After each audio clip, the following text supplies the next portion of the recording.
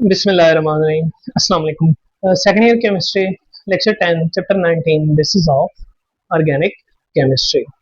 और इसमें आज हमारा टॉपिक है मैकेनिज्म ऑफ ऑर्गेनिक रिएक्शंस। तो आज का हमारा टॉपिक है mechanism of organic reaction. Mechanism बुनियादी तौर पे क्या है? मैकेनिज्म जो है ये क्या है? Mechanism is a pathway. Mechanism is a pathway that is adopted by the reaction. Mechanism is the pathway that is adopted by reaction and showing making and breaking of bonds in the substrate molecule leading to the formation of product. तो mechanism क्या हुआ? Mechanism एक ऐसा pathway है, एक ऐसा रास्ता है जो कि कौन अडॉप्ट करता है? रिएक्शन अडॉप्ट करता है और इसके रिजल्ट में मैकेनिज्म में वो क्या शो करता है?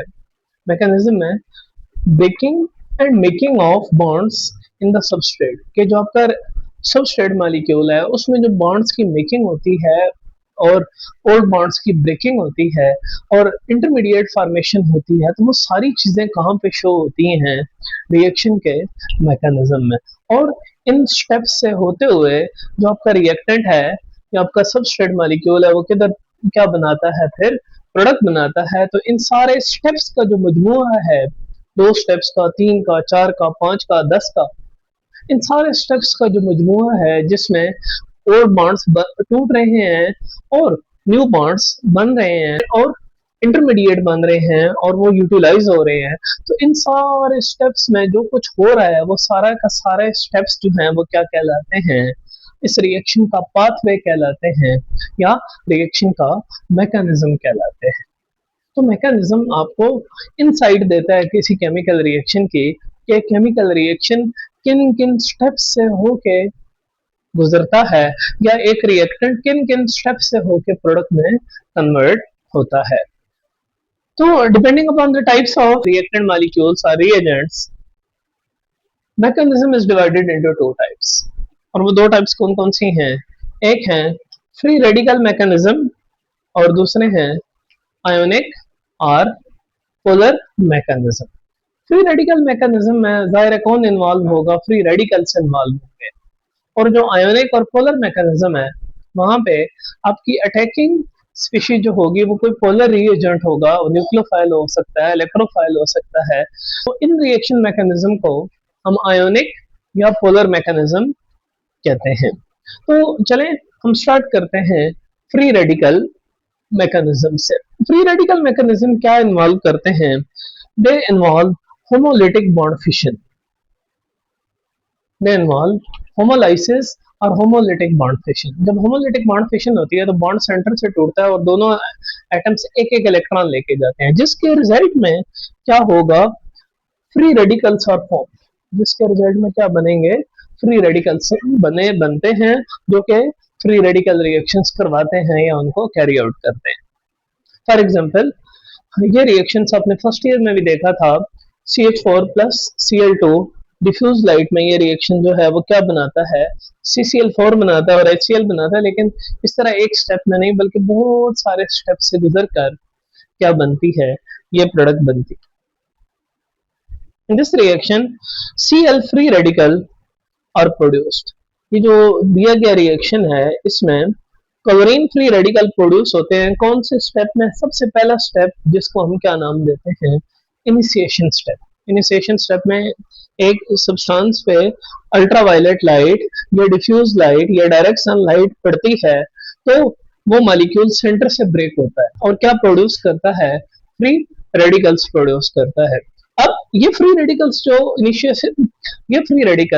जो इनिशिएशन स्टेप में प्रोड्यूस होते हैं ये फिर आगे किधर रिएक्ट करते हैं? आगे प्रोपोगेशन स्टेप में। और प्रोपोगेशन स्टेप में ये मुसलसल रिएक्ट करते हैं क्योंकि लिहाजा ये एक्ट करते हैं एज ए चेन कैरियर। और प्रोपोगेशन में क्या बनते हैं? और भी मुख्तलिफ फ्री रेडिकल बनते हैं जो कि आगे फिर मजीद रिएक्ट करते हैं और प्रोडक्ट्स बनाते हैं। एक प्रोडक्ट या एक से ज्यादा प्रोडक्ट्स बनाते हैं। यूजुअली इस तरह के जो रिएक्शंस हैं उनमें जरूरी नहीं कि एक प्रोडक्ट बने, बल्कि एक से ज्यादा प्रोडक्ट्स भी क्या हो सकती हैं, बन सकती हैं। जैसे कि ये वाला रिएक्शन है, इसमें अब सिर्फ CCl4 नहीं बनता है, इसमें CH3Cl भी बनता है, CH2Cl2 भी बनता है, CHCl3 भी बनता है और CCl4 भी बनता है। तो इस तरह के रिएक्शंस में मिक्सचर ऑफ प्रोडक्ट्स बनता होता है, और जरूरी नहीं कि वो सारा का सारा प्रोडक्ट आगे जो है वो कंज्यूम हो जाए, वो उसका कुछ पार्ट कंज्यूम होता है और कुछ पार्ट जो है वो रिटेन रहता है मिक्सचर के अंदर। सो रिएक्शन स्टेप है, उसमें फ्री रेडिकल जो है वो आपके रिएजेंट पे अटैक करता है, एक इंटरमीडिएट बनाता है, और ये जो नया इंटरमीडिएट बनता है ये वो क्लोरीन फ्री रेडिकल नहीं होता, ये अल्काइल फ्री रेडिकल होता है, वो फिर मजीद रिएक्ट करता है और ये सिलसिला चलता रहता है। तो यहाँ पर प्रोपोगेशन स्टेप में क्लोरीन फ्री रेडिकल भी प्रोड्यूस होते हैं, और इसके अलावा भी फ्री रेडिकल प्रोड्यूस होते हैं, जो कि आगे चलते चलते चलते रिएक्शन रिएक्शन को किधर लेके जाते हैं, कंप्लीशन की तरफ लेके जाते हैं। अब आखिर पे प्रोपोगेशन के बाद नेक्स्ट स्टेप जो होता है वो होता है टर्मिनेशन। टर्मिनेशन कैसा स्टेप है? टर्मिनेशन में फ्री रेडिकल्स कंबाइन करते हैं और रिएक्शन को क्या कर देते हैं, स्टॉप कर देते हैं। लिहाजा फाइनली रिएक्शन स्टॉप्स और फाइनली रिएक्शन टर्मिनेट्स। टर्मिनेट्स का मतलब होता है स्टॉप हो जाना, by the combination of free radicals of same और डिफरेंट टाइप। क्या मतलब है इस चीज का? इस चीज का मतलब ये है कि फ्री रेडिकल्स जो है वो कंबाइन करेंगे और कंबाइन करके क्या कर देंगे, रिएक्शन को स्टॉप कर देंगे। अच्छा, कौन से फ्री रेडिकल्स कंबाइन करेंगे? सेम टाइप के या डिफरेंट टाइप के? मींस फॉर एग्जांपल अगर ये रिएक्शन है तो इसमें एंड पे दोनों क्लोरीन फ्री रेडिकल कंबाइन करके क्या कर देंगे, रिएक्शन स्टॉप कर देंगे, क्योंकि क्लोरीन फ्री रेडिकल प्रोपगेशन को कैरी कर रहे थे, चेन कैरियर थे। जैसा अगर फ्री रेडिकल इस्तेमाल हो गए तो रिएक्शन स्टॉप हो जाएगा। या फिर हम यूं भी कर सकते हैं कि हम खुद भी रिएक्शन स्टॉप कर सकते हैं। हम खुद कैसे कर सकते हैं कि हम एक्सटर्नली कोई फ्री रेडिकल्स ऐड कर दें रिएक्शन सिस्टम में, तो वो क्या होगा, वो फिर वहां पे बहुत सारे फ्री रेडिकल आपस में कंबाइन करेंगे और रिएक्शन क्या हो जाएगा, उसी स्टेप पे स्टॉप हो जाएगा। लिहाजा टर्मिनेशन जो होती है ये एक ऐसा स्टेप है जिसमें फ्री रेडिकल्स कंबाइन करके रिएक्शन को क्या कर देते हैं, स्टॉप कर देते हैं। जी, तो फ्री रेडिकल रिएक्शन मैकेनिज्म के बाद हम बात करते हैं आयोनिक और पोलर मैकेनिज्म पे। आयोनिक या पोलर मैकेनिज्म में क्या होता है कि आयोनिक या पोलर मैकेनिज्म में हाइड्रोलिटिक बॉन्ड फिशन होती है, यानी बॉन्ड सेंटर से ब्रेक नहीं होता जिस तरह होमोलिटिक में होता है, और वहां दोनों इलेक्ट्रॉन दोनों इलेक्ट्रॉन जो है वो हर इलेक्ट्रॉन एक एटम पे चला जाता है, एक इलेक्ट्रॉन एक पे दूसरा दूसरे पे। यहाँ ऐसा नहीं होता। यहाँ पे क्या होता कि हाइड्रोलिटिक बॉन्ड फिशन में जो शेड पेयर ऑफ इलेक्ट्रॉन है वो किसी एक एटम के साथ जाएगा, और दूसरा एटम जो है वो क्या हो जाएगा, इलेक्ट्रॉन डेफिशिएंट। तो इस सूरत में क्या होगा, जिस एटम के साथ पेयर ऑफ इलेक्ट्रॉन जाएगा या जिस ग्रुप के साथ जाएगा वो नेगेटिवली चार्ज हो जाएगा, एटम जो एटम इलेक्ट्रॉन डेफिशिएंट रह जाएगा वो क्या हो जाएगा, पॉजिटिवली चार्ज। तो यहाँ पर जब हाइड्रोलिटिक बॉन्ड फिशन होती है तो क्या प्रोड्यूस होते हैं, इलेक्ट्रोफाइल्स और न्यूक्लियोफाइल्स। जो इलेक्ट्रोफाइल्स और न्यूक्लियोफाइल्स प्रोड्यूस हुए हैं ये फिर क्या करेंगे, ये पोलर सबस्ट्रेट मॉलिक्यूल पे अटैक करेंगे और क्या काज करेंगे, पोलर रिएक्शन मैकेनिज्म के जरिए कोई ना कोई रिएक्शन प्रोडक्ट कॉज करेंगे। अब ये कोई ना कोई रिएक्शन प्रोडक्ट क्यों कह रहा हूँ, क्योंकि देखिए कि यहाँ पर न्यूक्लियोफाइल अटैक करेगा तो न्यूक्लियोफिलिक सब्स्टिट्यूशन रिएक्शन भी हो सकता है, न्यूक्लियोफिलिक एडिशन भी हो सकता है। वो डिपेंड करता है कि सबस्ट्रेट मॉलिक्यूल है वो सैचुरेटेड है या अनसैचुरेटेड है, और फिर जो अटैकिंग स्पीशीज है उसकी नेचर क्या है। सही है, तो वो एडिशन भी हो सकता है, इलेक्ट्रोफिलिक एडिशन हो सकता है, और एलिमिनेशन भी हो सकता है। लिहाजा मुख्तलिफ टाइप के ये रिएक्शंस हो सकते हैं। लिहाजा पोलर मैकेनिज्म जो है इसकी डिफरेंट टाइप्स हैं। इसमें हम सबसे पहले डिस्कस करेंगे न्यूक्लियोफिलिक सब्स्टिट्यूशन रिएक्शन। अब न्यूक्लियोफिलिक सब्स्टिट्यूशन रिएक्शन में क्या होता है कि एक न्यूक्लियोफाइल किसी सबस्ट्रेट पे अटैक करेगा और वहां मौजूद पहले से जो न्यूक्लियोफाइल मौजूद होगा उसको वहां से हटा देगा और खुद जाके जुड़ जाएगा। तो ऐसे रिएक्शंस को बोलेंगे न्यूक्लियोफिलिक सब्स्टिट्यूशन रिएक्शन। ये बात हमने अभी प्रीवियस लेक्चर में भी की थी, जहां हमने टाइप्स ऑफ रिएक्शन देखी थी कि न्यूक्लियोफिलिक सब्स्टिट्यूशन रिएक्शन कौन से होते हैं, जहां एक न्यूक्लियोफाइल किसी दूसरे न्यूक्लियोफाइल को क्या कर देता है, हटा देता है, सब्स्टिट्यूट कर देता है। तो ऐसे रिएक्शन को न्यूक्लियोफिलिक सब्स्टिट्यूशन रिएक्शन कहते हैं।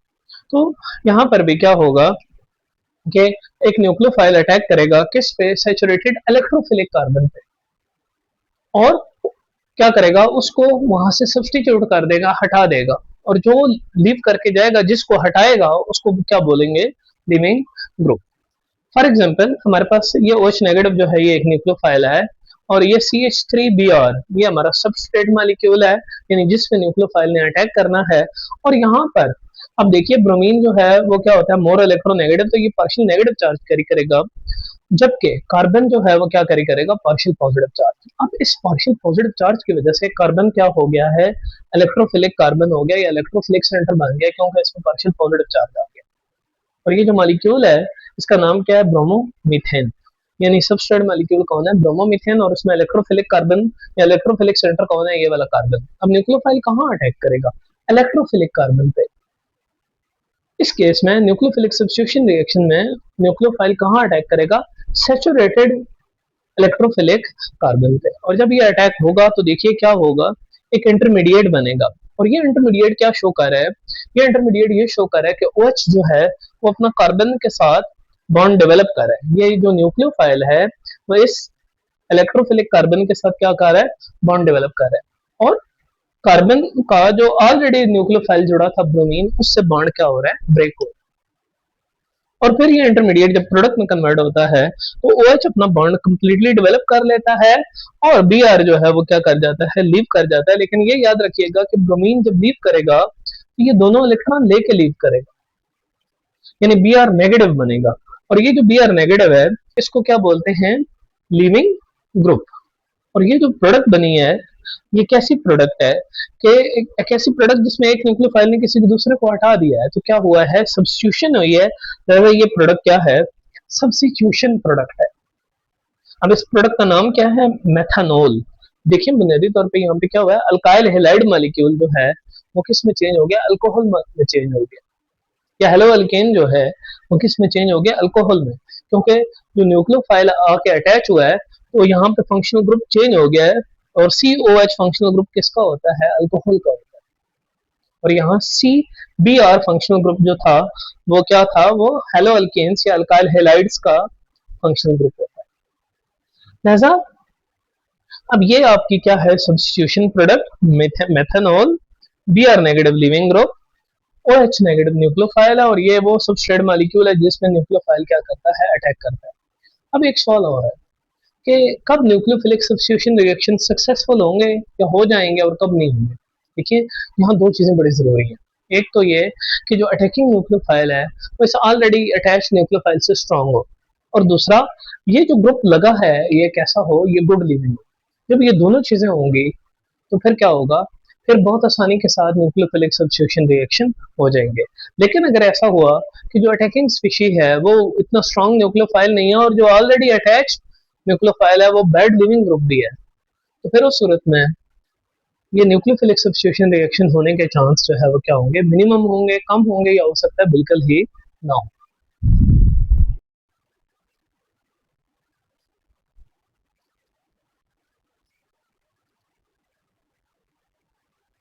जी, तो आयनिक और पोलर मैकेनिज्म में नेक्स्ट है न्यूक्लियोफिलिक एडिशन रिएक्शन।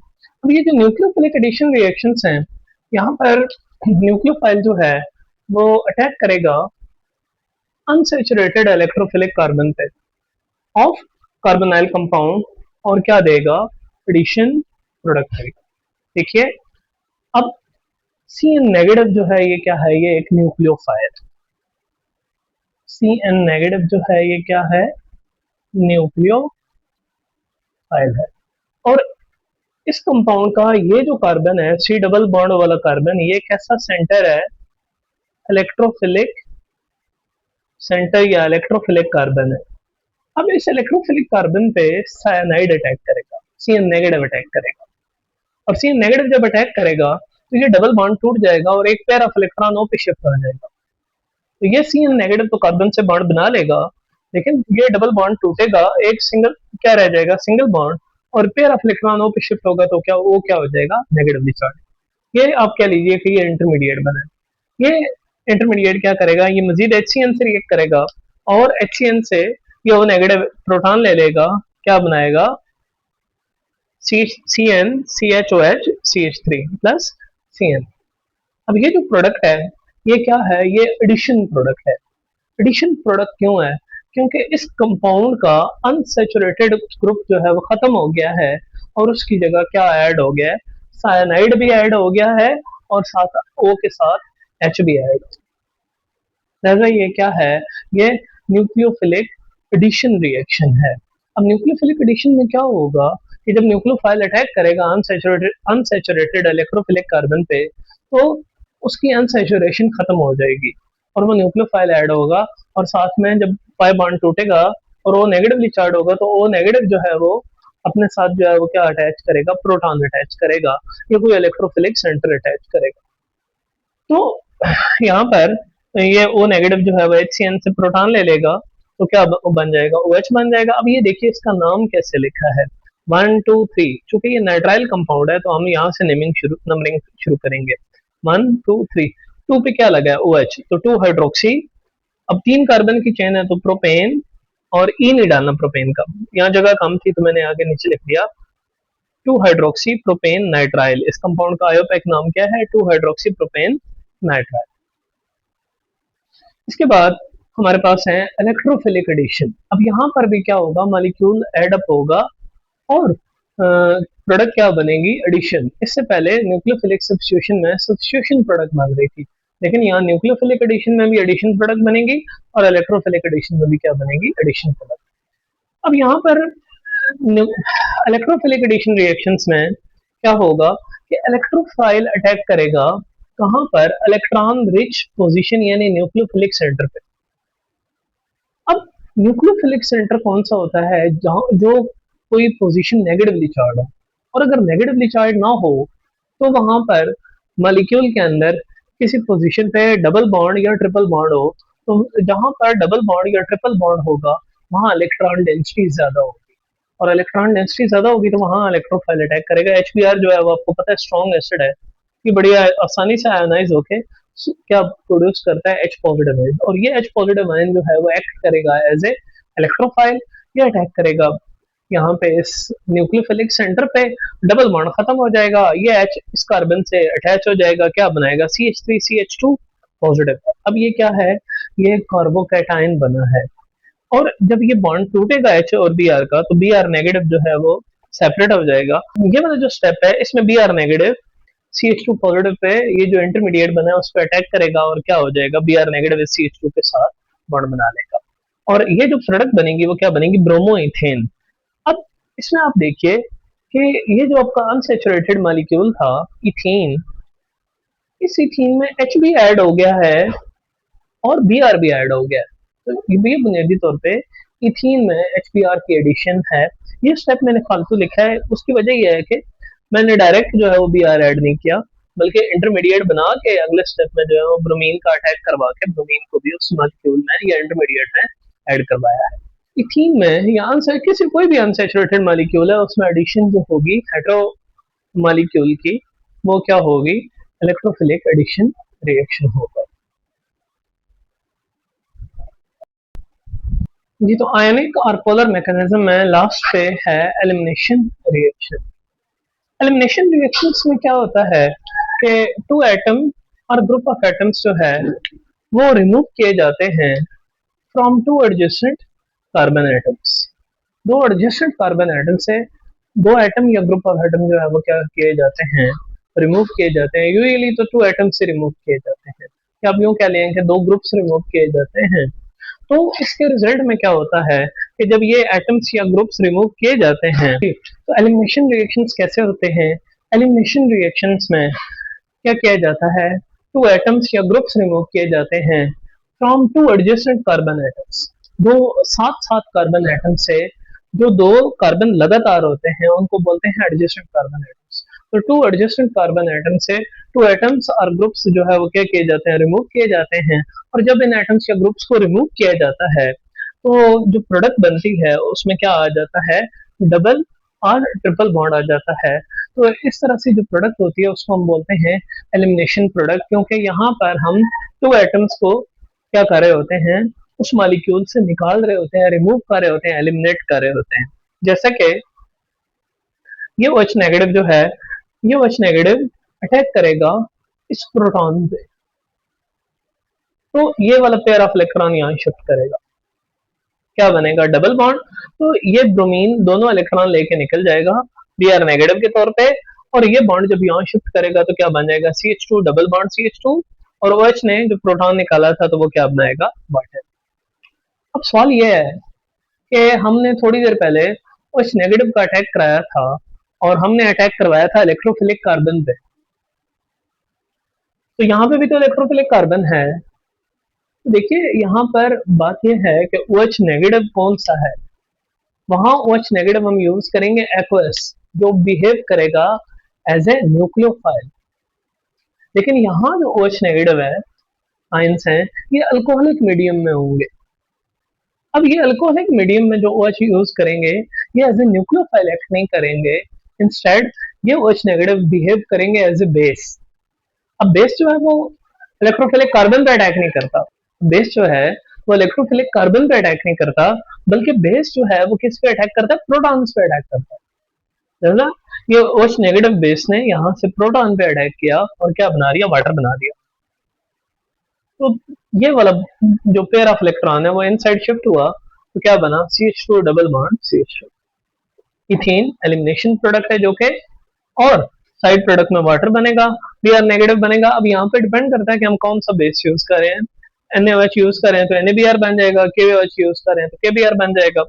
लेकिन मीडियम यहाँ क्या होगा, एक्वस नहीं होगा, अल्कोहलिक होगा, क्योंकि अल्कोहलिक मीडियम में एलिमिनेशन रिएक्शंस जो है वो क्या होते हैं, फेवर होते हैं। इसका मतलब है अल्कोहलिक मीडियम में OH नेगेटिव जो है वो बिहेव करता है एज ए बेस। तो इसके साथ ही हमने रिएक्शन मैकेनिज्म की जो दोनों टाइप्स थी उनको इन शॉर्ट जो है वो डिस्कस कर लिया है। तो आगे चलकर जब हम ये रिएक्शंस डिटेल्स के साथ डिस्कस करेंगे तो हर टाइप के रिएक्शंस, यानी फ्री रेडिकल भी, न्यूक्लियोफिलिक सब्स्टिट्यूशन भी, न्यूक्लियोफिलिक एडिशन भी, और इलेक्ट्रोफिलिक एडिशन, एलिमिनेशन रिएक्शंस, इनके कई कई रिएक्शंस जो है वो क्या होंगे, रिपीट भी हो जाएंगे।